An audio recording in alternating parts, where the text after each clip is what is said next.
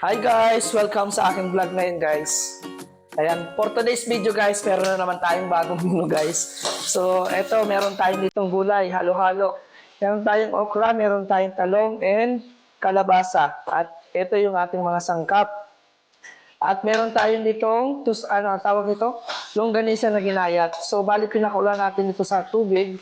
And then, nagmantika siya guys. So, i-fry lang natin siya guys. Para quiet. So, ayun guys. So, lutuin natin guys. So, ito guys. Try natin siyang ma-ready. So, luluto tayo guys ng pakbit. Napakasimple lang ito guys.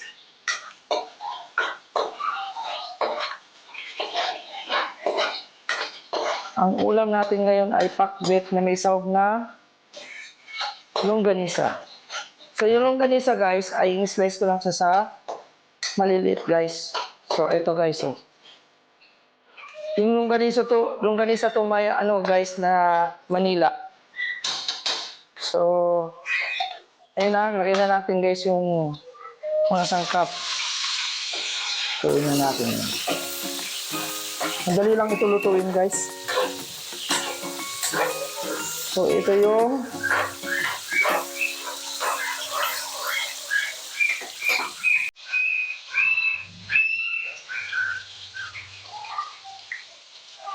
ayun. So, sabihin na natin guys yan. Ang bango guys.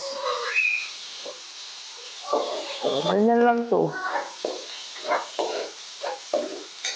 Tapos meron tayong ditong oyster sauce guys.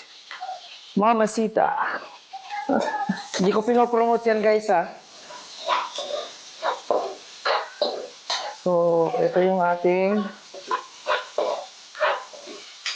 ulam. Tapos magpiprito ako ng isda guys. Pang match dito sa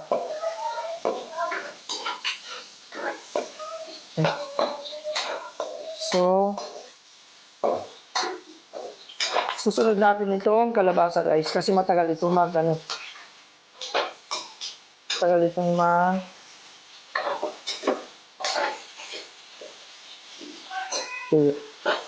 Ako kasi pina-fried ko muna guys eh. Ayan. Sarap nito guys. Papatakam kayo guys. Diba? So, sarap. Sarap.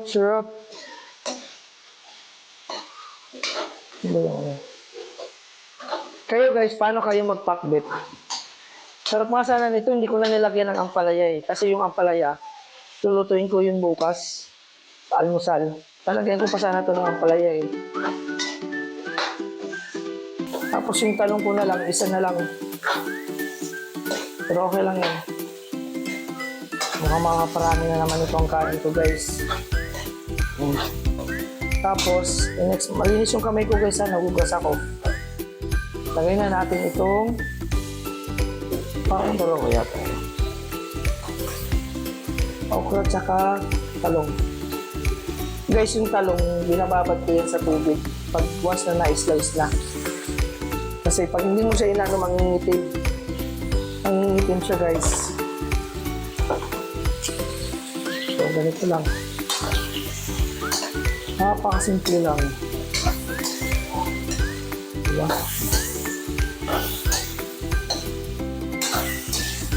Ang sarap.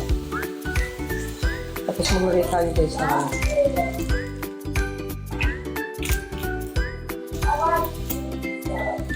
maglagay tayo guys na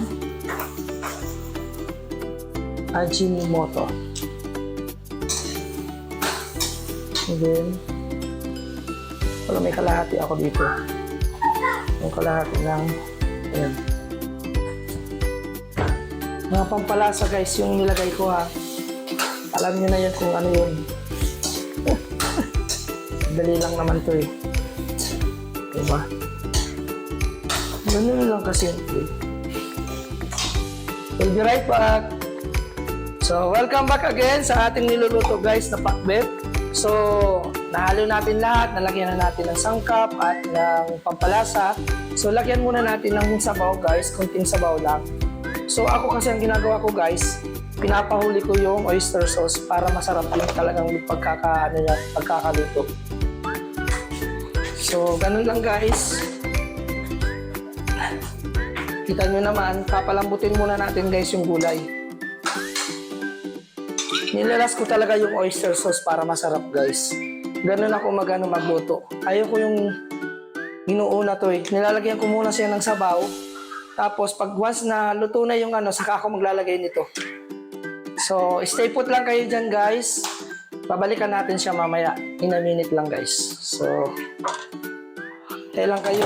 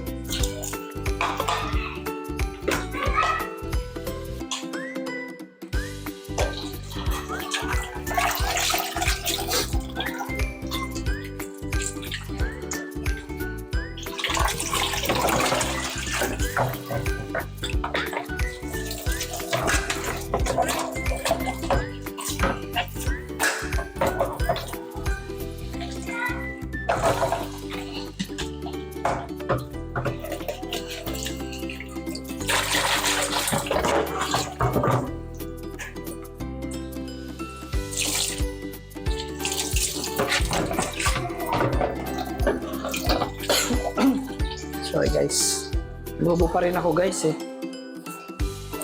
So, ito. Unas.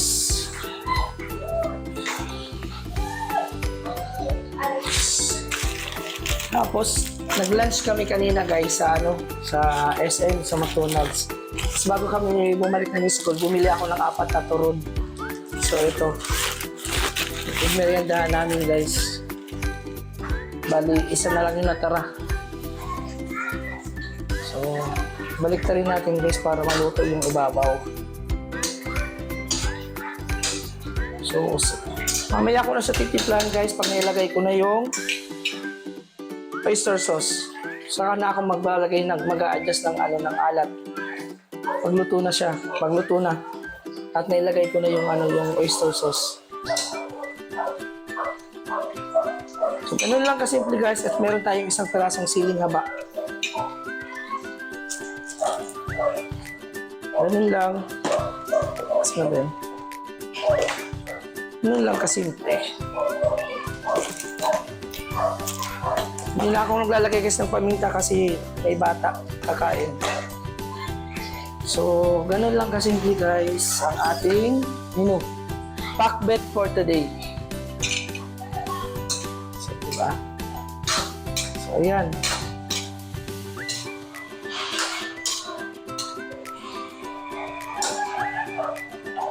Lagyan ko pa ng konting sabaw guys kasi masarap yung may sabaw-sabaw eh. Lagyan pa natin ng konting sabaw guys. Ayan. Ano yan?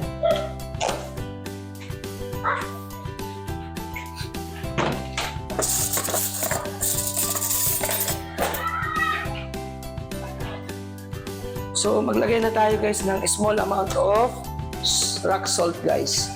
Lagyan na natin ng rock salt.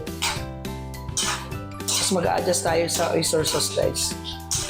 Kasi malapit na maluto yung gulay. So, tikman ko muna para ma-adjust ko kung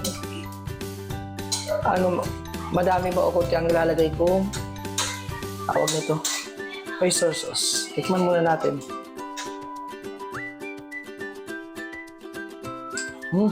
Wala pang oyster sauce yan pero ang sarap na guys. Pag nagluluto ako guys, alam nyo, lagi akong merong ganito guys at may tubig. Kasi alam mo kung bakit?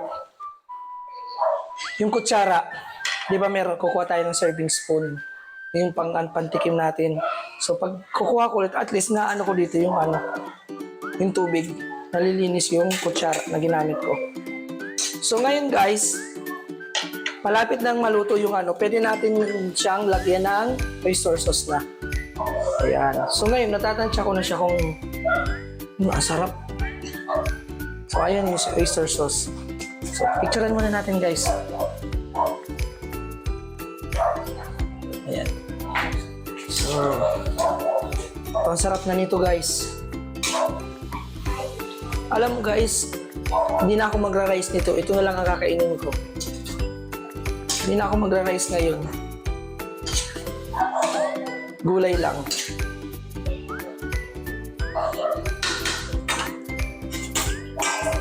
So, titikman natin ito guys. Tanggalin ko lang yung ano ng kutsara.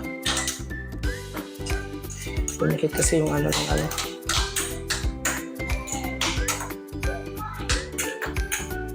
Sarap ito guys. So, tikman natin guys. Perfect na ba? Hala, sarap. The best.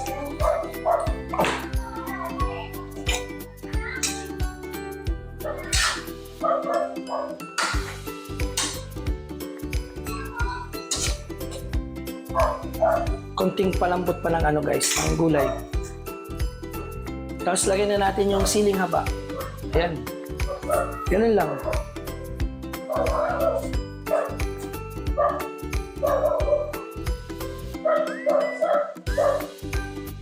So welcome back sa aking niluluto guys. Malapit na siyang maluto guys. Maureen!